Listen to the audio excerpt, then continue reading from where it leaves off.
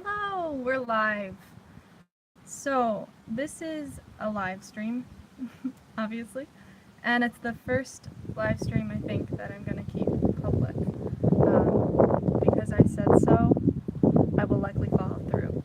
That's a fun fact about me. When I say I'm going to do something, I do it. So, sometimes I say I'm going to do something because I want to do it, and then the fact that I told people I hold myself accountable. Even like big things like moving to Nashville. I told everyone I was going to move before I really believed it myself, and then I had to do it, and I did it. I just recently moved again, and this is probably the last stop. I'm on the patio, and my camera's packed away, and I was trying to record a couple different videos of ESFP versus ENFP with my camera, and with my computer, and it kept deleting and little things kept not working. So I thought I'd just do a live stream so you guys could contribute to the conversation and ask questions, and we can get this done. So first off, thanks everybody for your support on my last video about being engaged to an ESFP. You're all very supportive and answered some questions, and it was really helpful. So thanks. And there were also some questions. A couple people were wondering about Franco being an ESFP and why I came to that conclusion. And so I'm going to talk about that at the end.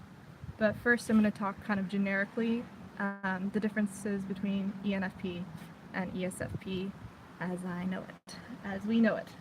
Some of this is based on things I've read, seen, and then also observations, and I'll try to cite my sources, but it might get, I don't know, this isn't an essay. I'm just going to talk. If you guys wonder where I got it from, okay. The most basic difference between sensors and intuitive types is that sensors are more occupied with the concrete, and intuitives are more occupied with the abstract. So you'll see this a lot these are the perceiving functions, so how people take in the world. You'll hear it in how they talk. I feel like you hear people's perceiving functions and you see their judging functions. And so I think types with similar judging functions look very similar because that's what's more prevalent to the outside world. Maybe, I don't know.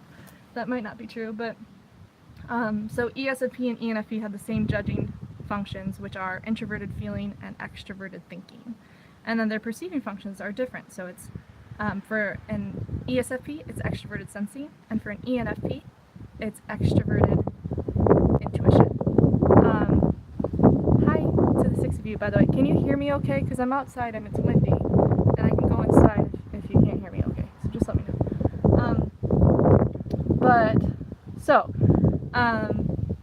When you hear different types telling stories or talking, their main focus of conversation, are they talking about the thing, or are they talking around the thing? That's kind of like a basic, I guess, difference, but definitely something to note because it's something that I notice when I'm talking to different types. Something like I'll be able to tell like if they're a sensor or intuitive, pretty much how, like, based on what they decide to talk about or what they're drawn to talking about. Because even like a lot of people might talk about the concrete because it's more accessible to everybody, but then when you bring up the abstract and start getting all theoretical, intuitives will usually get pretty excited. And while sensors can also have that conversation and contribute, they might not get as fueled by it as they would about other things like music or like astronomy or, you know, actual subjects that are like thrilling to them. Whereas, yeah, intuitives might get a little bit more theoretical and want to talk about existentialism or philosophy or things like that. And so, yes, I think all types can talk about all the things, but it's like what really is natural and what energizes this person who's talking, who you're allegedly typing. So ESFPs, hanging out with an ESFP is like hanging out with a cool person. Hanging out with an ENFP is like hanging out with a floating head, like a cool head. Like a cool brain that's like floating around from place to place, whereas an ESFP is like a cool person who's there. So I guess the difference there is that I think that both types are very perceptive, but an ESFP takes the perceptiveness to a whole nother level, whereas the ENFP is less situationally aware. So, Guybrush Threepwood, interesting name. He said it depends on the Enneagram type, which is exactly true. Different Enneagram types really really can change the way a type looks. Someone mentioned Franco seeming like an ENFJ, and I think that's because he's a type 2 Enneagram type, the helper. So he's a more generous ESFP who loves giving and helping and accommodating, which can look like extroverted feeling. So, yeah, so they can both be adventurers, but you're right, person. Like a type 7 is the most adventurer of the adventurers, and a lot of ESFPs and ENFPs are type 7s. And so that's the type that's going to be more drawn to traveling and novelty and new, exciting. I'm cold. Maybe I should go inside, but I feel like the lighting out here is better. Man, I recorded this video, or started to, yesterday and the day before, both outside, and it was beautiful. So I was like, I'm gonna do that again. But now, as you can see, there are clouds. And you can't see the wind, but I promise it's here.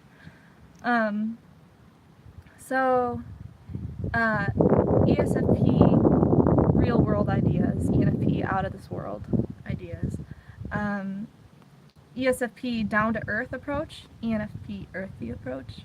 I'm not sure about that, but ESFPs do feel very, they can feel down to earth. And I think there are, like, again, all sorts of different types, and a lot of the descriptions of the ESFP are very, like, two-dimensional.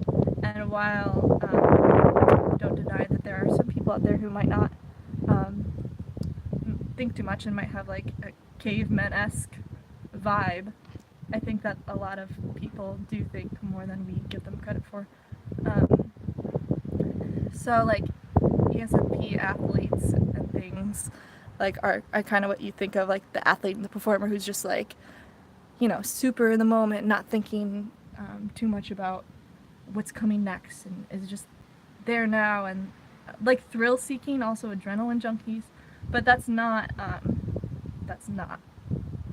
the whole type at all. So, but you can see, like, I feel like extroverted sensing DOMs are really good with their hands, or even auxiliary. So ESFP, ESTP, ISTP, ISFP. I feel like those sensors are very good with their hands in some sort of way, like more hands-on people, like give me the ingredients and I'll put them together, instead of like give me the recipe and I'll follow it sort of mentality, perhaps. So yeah, that, like, you might see it in different ways, not just like a way, caveman way. I don't know. For example, like a lot of artists are SFPs. They dig deep into their feelings. Introverted feeling is a super deep function, very full of nuance, and then you bring that out, taking in what you see from the real world, having your opinions and feelings and moral stance on that, and bringing it out into a tangible form. That's pretty much art. So ESFPs are very good at can be good at that, or like cooking, or hands-on things. Franco's very good at guitar. He's like a master of the guitar, and also at cooking, like phenomenal. And it's all like very improvisational. It's very like splash some spices here, try this, try that, and it's something that I admire because I lack that. Inferior extroverted something definitely makes me like admire those who are strong at it. Yeah, yep. So I would say that ESFPs are realists and ENFPs are optimists. And again, basically, disclaimer for everything I say, it varies person to person, but this is based on what I've noticed. ESFPs will be like, well, this is how it is, and ENFPs would be like, well, does it have to be like this? I have actually an example of an ESFP and ENFP conversation, and let's see.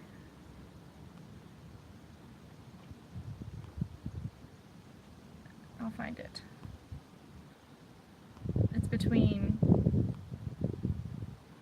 Okay, so the ESFP said about we were eating pasta, and the ESFP said, you gotta eat that quick or it's gonna dry out.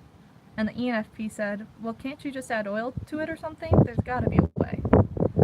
Now, sometimes this perspective from the ENFP, like, it might not be realistic.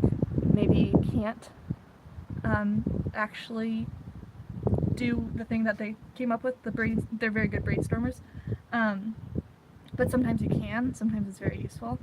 And same with the ESFP. Sometimes what they're saying is maybe more on the black and white, closed-minded side, and it's like, no, there is another way. But sometimes it's actually like legit and justified. And so that's a difference that I noticed, that they might see like this is, but then so yeah, ESFPs might.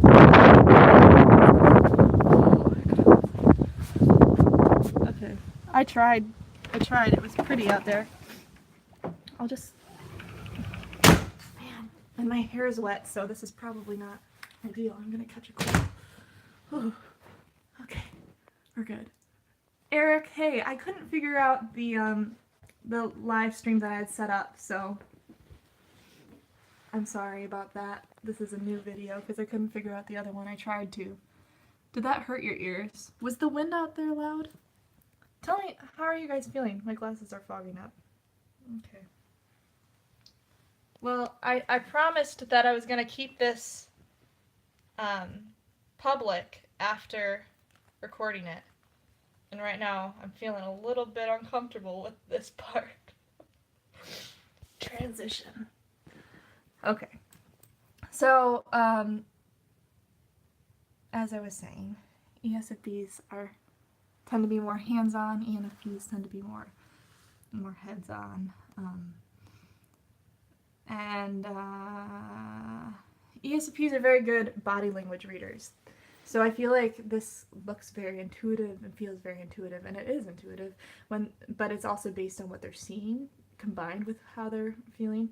So ESFPs can read people really quickly, like notice a difference in their body language or a difference in their attitude, or even like their hair, or really subtle changes. They're the first to pick up on them. They're very keen and perceptive. So yeah, in fights, I think this depends on different types again, but or different people. But ESFPs will tend to not see their way out in the fight and might get think this is how it's going to be forever. Sort of that NI inferior comes to play, and it's like paranoia, like, oh my gosh, is this how it's gonna be? Is this how it's gonna be? And it's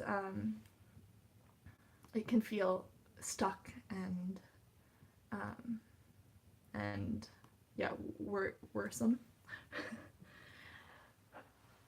And ENFPs, I'd imagine, would be more defensive, um, like coming from all angles. Well, what about this? What about this? What about this? Um, and yeah, that's how I imagine the two differences. One I've experienced definitely hands on. So, hi guys, hi Sophie and Crazy Games. Um,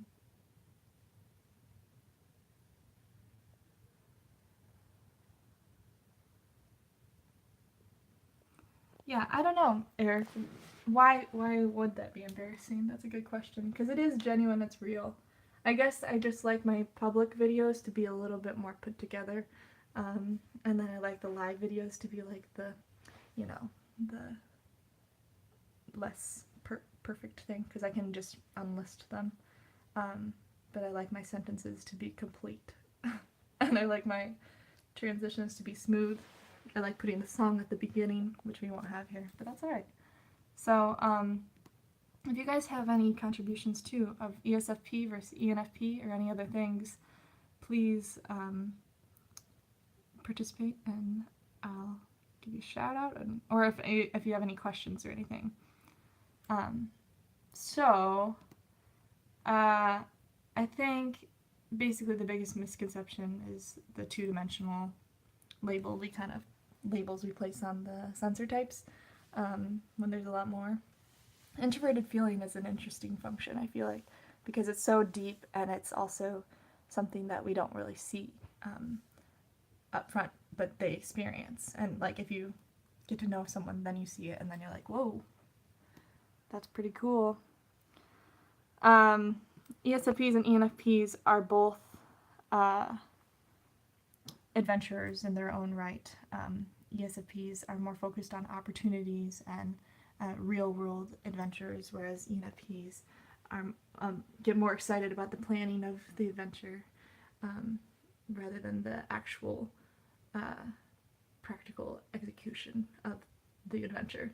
Feels weird to say execution in the same word as adventure. Sophie smiles. How much does MBTI help me? MBTI, it helps me a lot. Yeah, it helped me really understand why I tick, how I tick, and how other people tick. And so right now, the thrill of it is really figuring out the people around me, and that's why I've been on to Franco trying to really figure out his type for a while, because I want to best understand his processing so that I can accommodate and also communicate in the best way with him. And so I thought I was back and forth for a while on ESFP versus ENFP, and Alice, yes, it is easier to tell the difference between ESFP and ENFP in person, or different types in person. And so when I met Franco, he had typed as an ENFP. I had him take the test. And that was at the point when I wasn't really questioning if what the test said. If people got their type, they got the type, and they were that type. So I wasn't really questioning it. But then, since then, I've learned a lot more, and there are a lot of mistypes from the tests, and you gotta look more into it. And so I kind of paid attention to different ways, just different characteristics and different ways that he behaved. I don't know, that sounds weird. And I came up with, I saw extrovert sensing over extrovert intuition. But he took the test a couple times and got ENFP, and I think that happens because he's extremely conscientious and deep and intuitive, so he relates more to that because he's like, no, I feel like I'm an intuitive more than a sensor, but sensors can be intuitive and intuitives can be sensy, but it's just basically what drives you. And so I've noticed that what drives him is the real world concrete conversations, If I'm trying to keep him awake, he falls asleep really easily. If he's driving and I'm trying to keep him awake, if I bring up like theory or personality theory or philosophy or anything like that, he will fall asleep. If I talk about um, music and like his favorite artists and um, the next day's meal, believe it or not, things like that, that's what keeps him awake, literally. So that's one sign of what strikes someone's fancy, what literally keeps them awake when you're trying to keep them up when they're driving. So yeah, he's good at talking about theory and philosophy, and he has incredible insight, but it's not something that thrills him in the way that it thrills a lot of intuitives. The things that thrill him are things that he can access and touch and learn about, um, and I think also the um, the extroverted sensing has just been described as like the five senses. So it really does feel like a very caveman-esque depiction of a person. It's like, I smell, I touch, and that's just, there's so much more. So I feel like it's also lots of possibilities and ideas as well, but it's like the extroverted intuition function, but it's based on, again, the concrete rather than the abstract. Main difference. Um, You'll be able to follow a sensor's story much easier than you will an intuitive story. An intuitive will talk about everything but the thing and bounce around. A sensor will talk about the thing. Sensor, straightforward. Intuitive, not. And for not straightforward, not the thing. S, simply the thing. Yes. Okay, I'm gonna catch up. What is my day? Mike Benson asked, what is my day job? Also, have you done any more stand-up, or was that just a phase? Good question. I just moved, so I'm gonna have to start from scratch over here with stand-up if I'm going to. And also, I just applied to a few different theater position jobs. I'm an actress, director, and singer-songwriter, depending on the month. But that's how I make my income from that stuff. And so, yeah, to be determined if I'll have a day job. This day job would be an arts director position. So, stand up, I would love to do again, and I did it a couple more times. And I experienced I bombed one time. So they say that you bomb at first, and it's terrible and terrifying. But I'm glad that I did it. Alice, have you ever seen Avatar? No, I haven't. Avatar. I should check it out.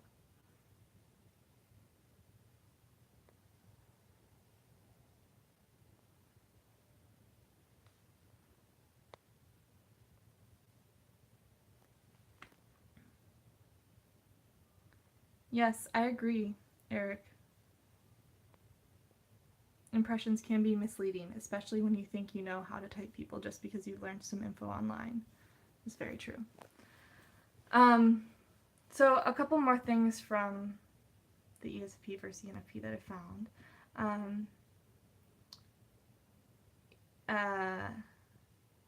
Yeah, ENFPs like exploring ideas and like brainstorming.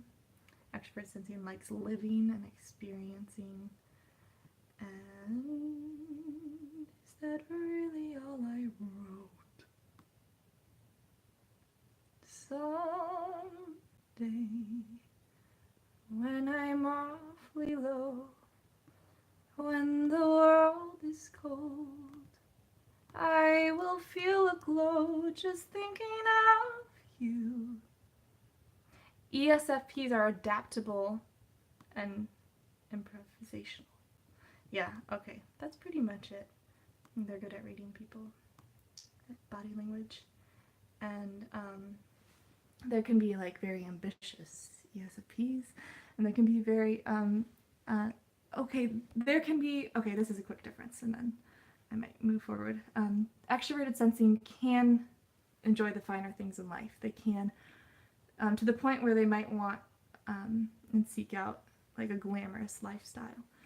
But it can also go in a different direction where they appreciate the simple things in life. And that's where Franco's at. So that's kind of a difference. I'm like, he's not, into material things. Like, but he is into a delicious piece of bread. And like, he thinks that bread is holy. Like, he thinks it's a miracle that bread was created by a man. And so things like that, just simple things, how they can be so powerful. Food, the way he talks about food. I've never heard anyone talk about food the way he talks about food. Anyhow, and his introverted intuition in the inferior it developed later when I'm gotten to know him. And I feel like we have this weird relationship with our inferior function where we're either we hate it or we love it. Like, we're intrigued by it and we want more of it, or we're scared of it. And I feel like we go back and forth with that.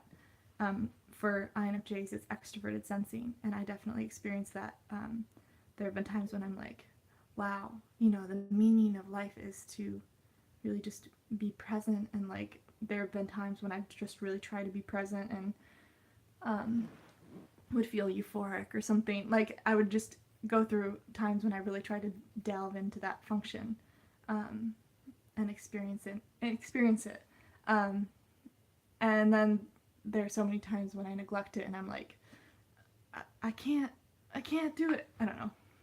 That sounds very vague, but for Franco, when he talks about certain things, like when we're having certain conversations about NI related things, like, he'll be intrigued by it and like enjoy it, and like but he kind of has the same thing he'll say, like, whereas NE, extrovert intuition, is like a bunch of new things, like, so it's like new ideas, and so he'll have kind of the same core thing, but like be excited about talking about it.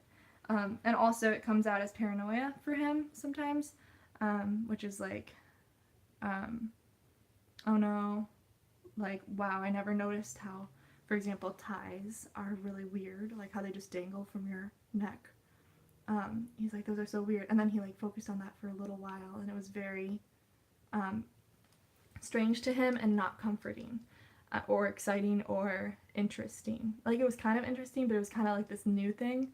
But it's that's the sort of thing that I've thought about like all the time. Certain things that are like, why do we do that? I've thought about it nonstop, and it's just like natural, and it doesn't scare me because it's my dominant function and I'm comfortable with it. Whereas for him, it was like, what is this? Like, he doesn't want to question in that way, and think about I guess even like future uncertainties aren't comfortable for him. Which future uncertainties can't be too comfortable in general.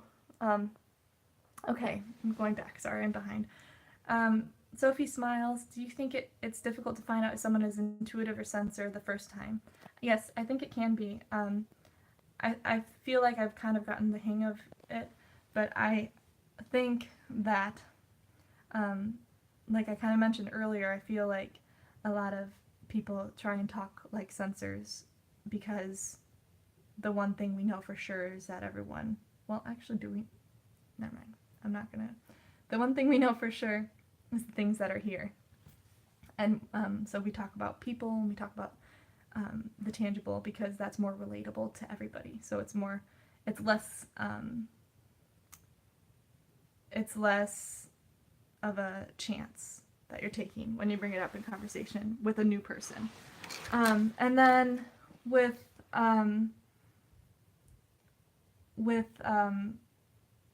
intuitive types, okay, another thing, I'm getting texts coming in, but another thing is that I feel like a lot of people try to type people as intuitives if they're intuitives because they like them, and that's not cool because You could definitely like and vibe with a sensor type.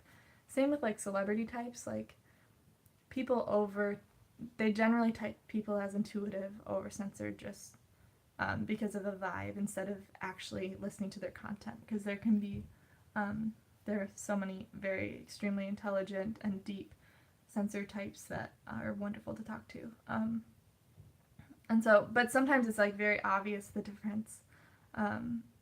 Like, yeah. So it just depends on the person, I guess. But I generally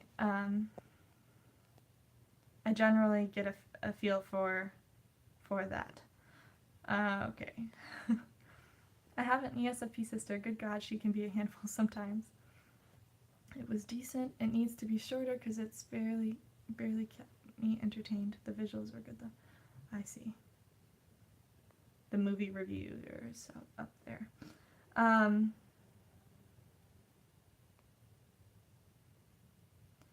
Yeah, the fact that they just, with bread, the fact that they just put together these random ingredients and then, oh, and it's very specific, and then they had to, in order to make something pretty wild.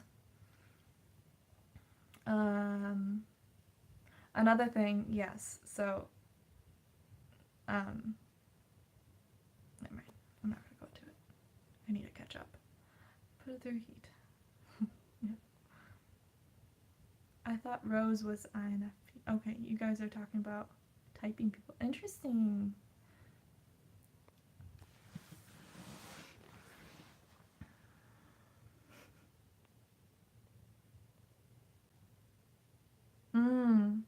Eric said, that's so funny. I've had many experiences with ESFPs where we will just react on the most natural things and just like zoom in on them. Whereas ENTP will go more into abstractions and try to explain. Our functions are in complete opposite order, though. It's funny. That's funny. One of his best friends is an ENTP, and I enjoyed listening to them talk about things.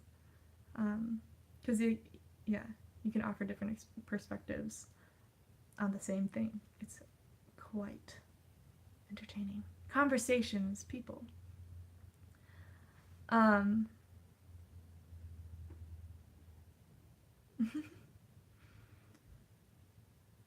Meditate to get out of your head and into your body. Be aware of yourself, the space you're in, the objects and people there. Be present and be one with them. Just be a pickle, Rick. Wow. Should I be a pickle or should I do the other stuff? It could be either. Meditating is a very powerful thing that I don't do. I do yoga. But to just not think, it's incredible. It's interesting though, because the times I do yoga and the times I've tried to meditate, afterwards I get excited to be able to think again. Like, I'm like, yes, now I can plan. Now I can write all these things down. And now I can... It's like exciting for me. I think that's a sign that I haven't done it enough, because if you do it enough, you get to a healthy state where that's like, you need that. You need to be mindful. And, yeah, I guess I'm not there. I do yoga because I know it's good for me, but it's not very, it's not my natural state. Sophie smiles, I feel you. She says, it's sad that I can't talk with many people about MBTI. Yes, I feel that too, because like, even when I do bring it up with people, they might know like the basic knowledge of it and don't want to go into the functions or don't want to go further into it, and so then I'm just like, okay, because I don't want to be that person who's like, well, actually, you can't be both an extrovert and an introvert. I don't want to be correcting the other person, because that's not a fun conversation. It's more fun to bounce off each other and talk about with the same common knowledge, instead of like having to teach or explain things in a different way. I don't know. You know what I mean. Elazar, you mean overthinking? Yeah, I'm addicted to overthinking. It's true. I love planning. Ever since I got engaged, I've been planning the wedding and thinking about things and specific. I don't know. Maybe I'm an introverted sensor. Sorry, wow, that was really scary. I'm sorry. No, but it's been very fun. Thinking of all the different things that I could do. I meditated once and got so enlightened that I became a god, and then that was really too much for me, so I made myself a human again. Is that for real? Alice, I don't want people to tell I don't want to tell people about my interest of MBTI because I don't want them to think I'm psychoanalyzing them. Yes, I feel that so hard as well. The few times I have brought it up with groups of people, they'll literally say, like, I feel like you're reading into my soul. I feel like you're psychoanalyzing me. I'm like, no, I just wanted to have a conversation about it.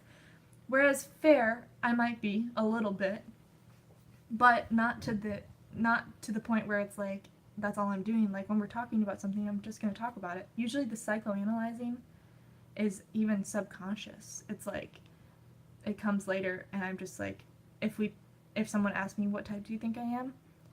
It's not like I've been thinking the whole time they're talking that they're an introverted sensing dom or whatever. They are. But it just comes up. I'm like, oh, this, because of, and I can put it together because it's, MBTI is a tool that I've used so much and I love, so then it's like, I'm excited to talk about it, but then they think that that's what I was thinking about the whole time. But I wasn't. So I feel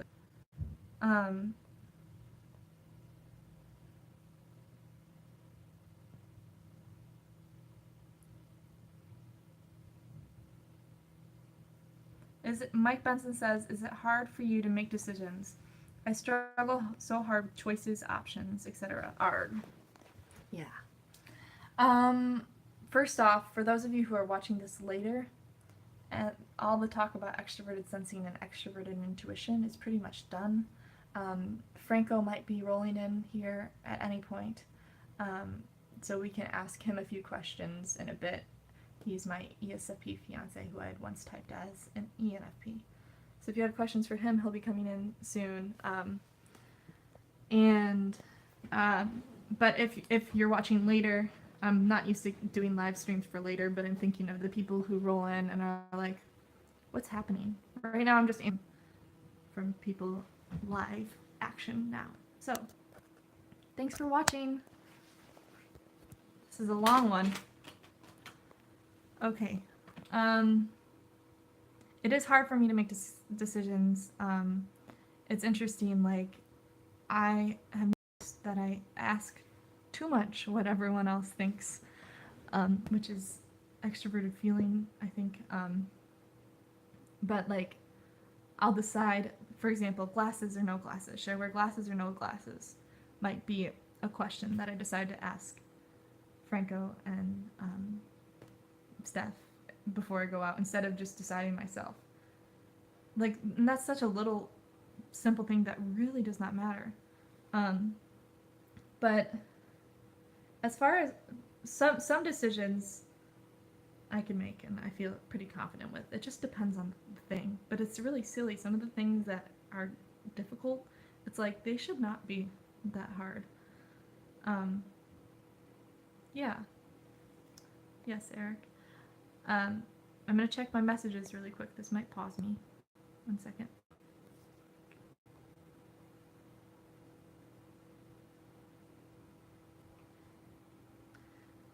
These glasses are real, yeah. I got contacts recently, which I should have gotten a long time ago, because I really can't see far away without my glasses. So I'll choose not to wear glasses, and I'm choosing not to see. But now I got contacts. I actually got them so that I could see our wedding day and not wear glasses. But you gotta practice wearing them, and they're kind of difficult to wear because they start to feel like sand in your eyes after some time, and it's not very comfortable. But I got a bunch of them. So, any contacts wearers out there? Any glasses wearers? Oh, another thing about being intrigued with, like, extroverted sensing sometimes. Like, sometimes I like talking about hair. I've already talked about this on a live stream, but I enjoy talking about hair. for some reason.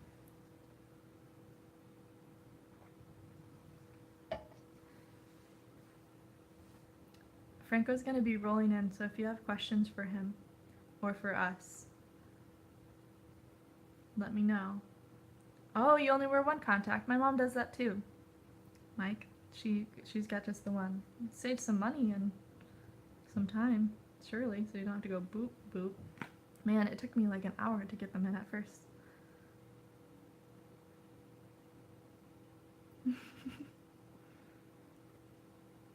Thanks for hanging out. You guys are fun.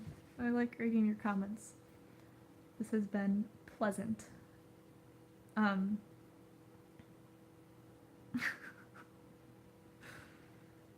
So I have moved. I'm now in New York State, and I'm actually really liking it here so far. And it's interesting because I anticipated that I'll get like afraid before, like, or anxious, and then once I'm there, it's better. My glasses are for distance, long distance. I need them for driving. So, one quick thing that I mentioned in a different live stream, but it's a difference I noticed between ESFPs and INFJs, or ESTPs and INTJs. Dominant introverted intuition paired with extroverted sensing. I feel like they oftentimes get recognition for being fortune tellers and stuff like that. Just a little extreme, but you know,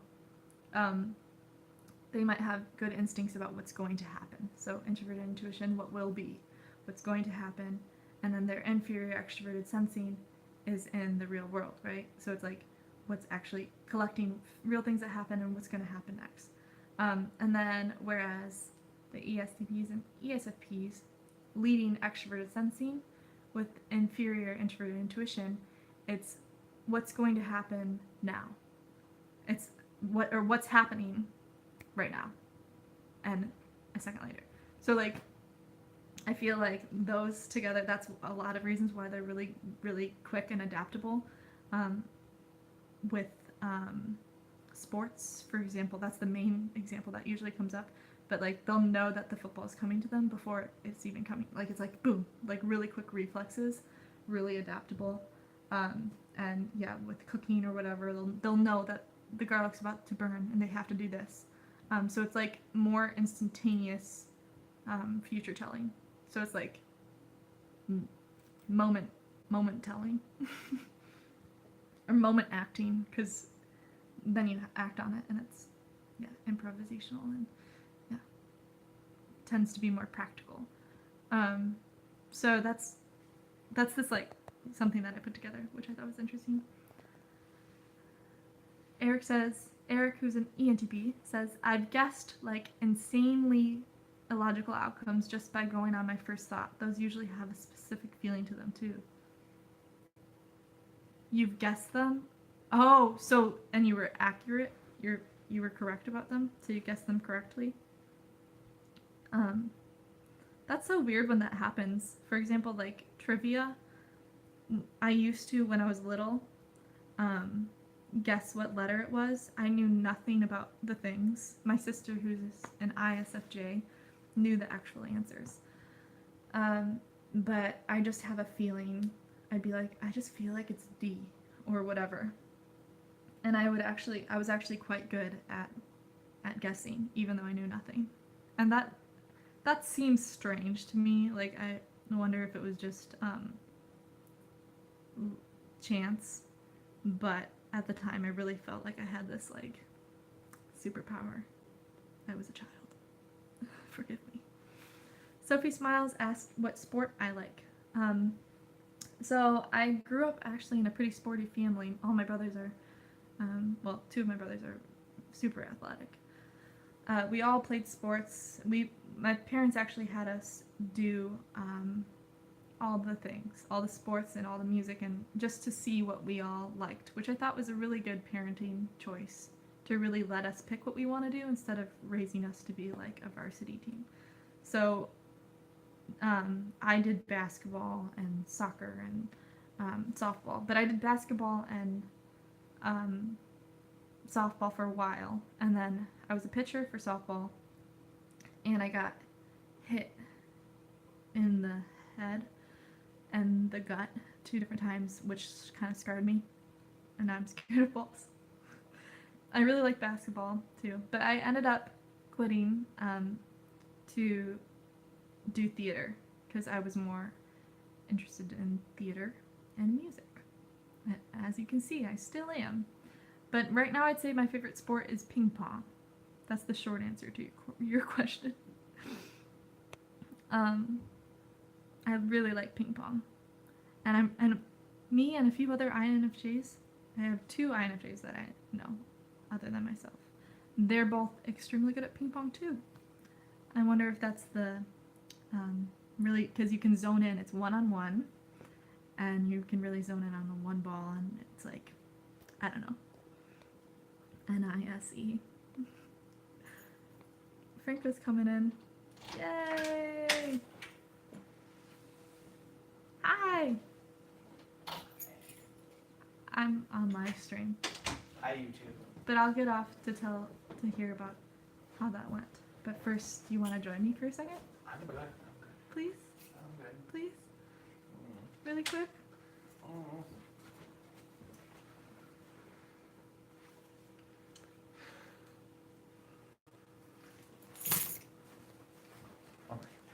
Yay, Franco. Hi. This is Franco, for those of you who haven't met him. He's my fiance, the love of my life. We got a lot of comments there. We're gonna wrap it up, but we're gonna wrap it up with Franco. What a better way to wrap it up. When you act, do you think of your character as a person or as a specific MBTI type in prep? No, a person. MBTI is like the follow-up consideration of the thing that the person did. So, anyways. Peter Pan, you're a dick. So, any other questions? Before we sign off? Who's Peter Pan? I don't know. He needs to grow up. Grow up! Get it? Because of Peter Pan. Yeah, that's clever. When you act, do you think of your character as a person or as an MBTI type? I don't act. You don't act. This is the real you. This is me, for the most part.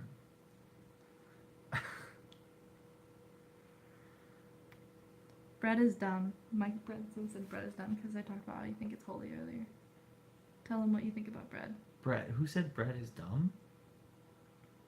They're joking. They're trying to provoke you to see what you think about bread. I love bread. Did you talk about bread earlier? I did. In this video or in another video? In this video. I love bread. I'm not going to get into it though. I'm hungry. I had a bagel earlier though, so that's considered bread. With cream cheese, it's so good. Bread is awesome. There you go, Mike. I do think opposites attract. Yeah, I think so. She has what I don't. I have what he does, or he uses the words better. No, he has what I don't. I may use them better, but she values them more. Yeah, I do think opposites attract because you're attracted to what you are lacking and you want more of it in your life. And I also think that we can complement each other. I think if you're too opposite-y, like we have like similar values and similar, like what would you say? Interests. So I feel like we have like, you have to have enough common ground so that we're not just in like 2 different lands. Yeah. Like we enjoy doing the same things together and talking about the same thing and all that stuff. So, yeah. By the way, Peter Pan, I'm sorry. I thought you were being mean. Bread is dumb. It's okay. If you weren't being mean, then awesome. No worries. When Mike needs to make up his mind. No, that I scrolled up. No, it said bread is awesome, bread is dumb. I know. Well, he was trying to see what you. I scrolled up. No, but there. When I get, I've seen a lot of hater comments on YouTube.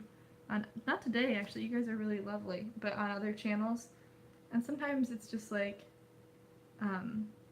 really aggravating, and so I've decided I want to call them out, but that wasn't cool to call you a name, so I'm sorry. Especially if you weren't trying to be a hater. Okay, we're gonna wrap this up because I feel weird. I feel weird about this being public now that I called someone a name. The term bread is very vague, though. It's like asking, do you like music? Well, we don't have enough time, Eric, to explain why bread is so wonderful. But if you think about it, and you know, really dive into it, it's a very special thing. Because it's like magical, all the things that they put And together. Yeah, how they came across that, you know what I mean? Just, it's so old, and someone was just dicking around in a wheat field.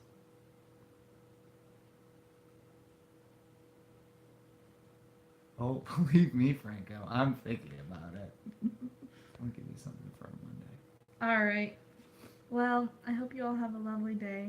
Yes. Be kind, Be sweet. be sweet, and have fun. And eat bread. Goodbye. Thank you. Thanks, Peter Pan. I'm glad we're friends again. Peace out.